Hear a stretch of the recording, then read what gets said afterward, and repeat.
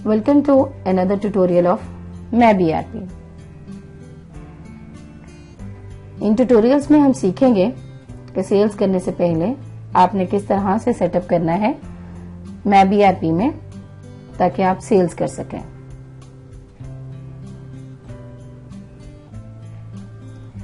इसमें हम कस्टमर्स किस तरह और कहां पर आपने एंटर करने हैं और कस्टमर की डिटेल्स कहां पर आनी है, एक तो ये हम इसमें डिस्कस करेंगे और दूसरा हम देखेंगे कि एजिंग एनालिसिस की रिपोर्ट का क्राइटेरिया आपने कहां पर एंटर करना है।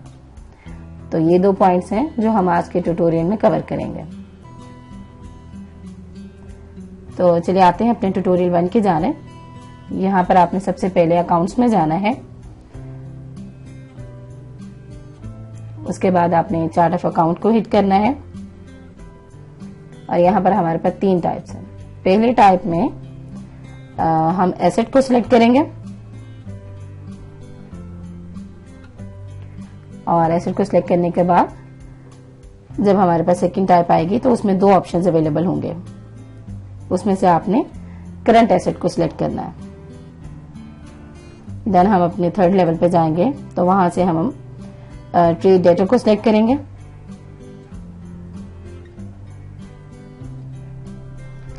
अब हम देख रहे हैं कि कुछ कस्टमर जो हैं जो हमने यहाँ पर पहले से एंटर किए हुए हैं और इसके अलावा मजीद जितने भी कस्टमर्स आप एंटर करना चाहते हैं उनके नाम 1 बाय 1 ऐड करके एंटर कर सकते हैं। तो इस तरह से जब आप यहाँ पे कस्टमर्स एंटर कर लेंगे 1 बाय 1 सारे, तो उसके बाद हम कस्टमर्स एंड सप्लाईज में आ जाएंगे।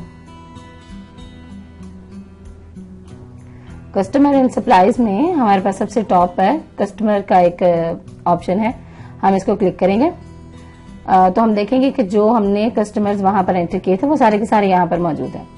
तो आपने इनकी जो भी इंफॉर्मेशन है वो यहाँ पर आपने एंटर करनी है।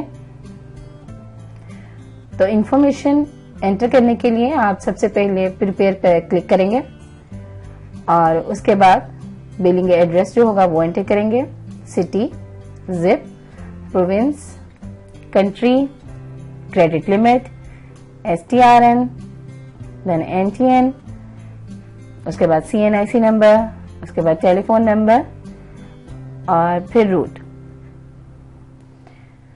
रूट इसलिए कि अगर आपने अपने कस्टमर्स को ऐसे डिवाइड किया हुआ है कि आप मंडे को कुछ कस्टमर्स को कवर करते हैं आपके सेल्स के लोग और ट्यूसडे को दूसरी तरफ के कस्टमर्स को कवर करते हैं, तो आप इस कस्टमर्स के साथ वो रूट भी जो है वो अटैच कर सकते हैं कि ये ट्यूसडे को कवर करने वाला कस्टमर है, ये वेडनेसडे को कवर करने वाला और ये थर्सडे को। तो इस तरह से आप अपने रूट को स्पेसिफाई कर सकते हैं। देन आप फैक्स, ईमेल और वेबसाइट को एंटर करेंगे और ये सारी इंफॉर्मेशन एंटर करने के बाद आप सेव पे क्लिक कर देंगे। इसके बाद है कस्टमर वाइज प्राइसेस। तो ये जो हमारा डेटर 1 है ये आपका पहला कस्टमर है। अगर आप चाहते हैं कि इसकी कोई एनालिसिस से प्राइसेस आप सिस्टम को बताना चाहते हैं तो जब इस कस्टमर से रिलेटेड इनवॉइस बनेगी तो वो वही वाली प्राइसेस उठाएगा जो आपने इस डेटर 1 कस्टमर के अगेंस्ट यहां पर एंटर की होंगी। तो इनकी जो जनरल वाली प्राइसेस होंगी उनको वो पिक नहीं करेगा। तो ये सब करने के बाद आपने अपडेट पे क्लिक कर देना। उसके बाद हम देखेंगे अदर इंफॉर्मेशन एंड कंट्रोल्स को और यहां हम देखेंगे कि रिपोर्ट क्राइटेरिया के नाम से हमारे पास एक टैब है, आपने इसको क्लिक करना है। तो यहां पर आप डिफाइन कर सकते हैं कि आपकी जो भी एजिंग एनालिसिस है वो इसके कॉलम्स में आप किस तरह से देखना चाहते हैं। यानी पहला कॉलम 1 से लेकर 7 दिन तक की पुरानी इनवॉइसेस जो है वो दिखा दे, दूसरा कॉलम जो है वो हमारा 8 से लेकर 15 दिन तक की पुरानी इनवॉइसेस जो है वो दिखा दे और इसी तरह से तीसरा कॉलम जो है वो 16 से लेकर 24 दिन तक की पुरानी इनवॉइसेस को दिखाए। या फिर अगर आप इसको ऐसे नहीं रखना चाहते हैं तो फिर आप इसको अपनी मर्जी से खुद से भी डिफाइन कर सकते हैं।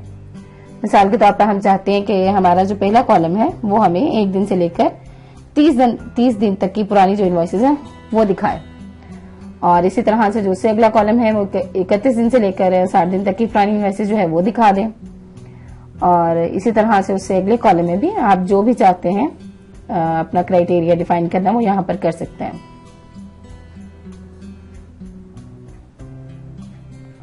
तो उसके बाद आप सेव पर क्लिक कर देंगे।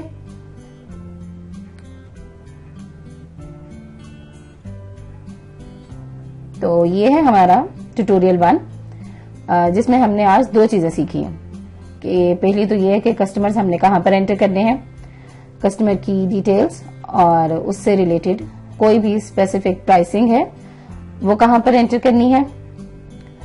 और जो तीसरी चीज हमने सीखी है वो है इसका एजिंग एनालिसिस, कि हमारी जो रिपोर्ट्स होंगी तमाम कस्टमर से रिलेटेड उसमें हम किस क्राइटेरिया के मुताबिक एजिंग एनालिसिस जो है वो करना चाहते हैं।